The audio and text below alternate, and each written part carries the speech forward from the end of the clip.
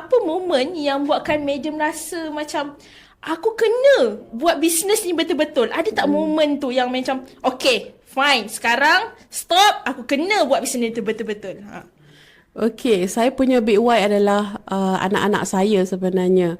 Awal-awal dulu bila saya tak kerja, anak saya nak makan KFC hanya sebulan sekali je. Waktu suami saya boleh boleh gaji. Nak makan bulan yang kali kedua, bulan yang sama tak mampu sebab tak ada duit. Walaupun saya ada kelulusan tapi tak ada kerja.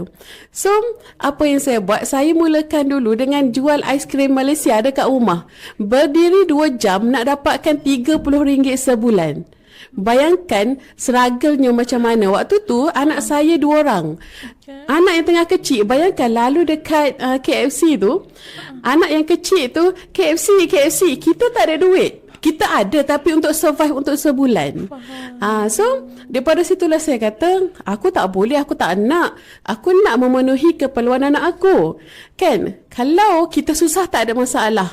Tapi kalau anak masalah yang nak kita rasa sebagai parent kita gagal. So saya kata aku buat ni untuk family aku. Dan bila kita niat untuk bantu keluarga kita, insya-Allah Allah mudahkan. Jadi satu persatu dan turning pointnya saya start buat bisnes ni betul-betul buat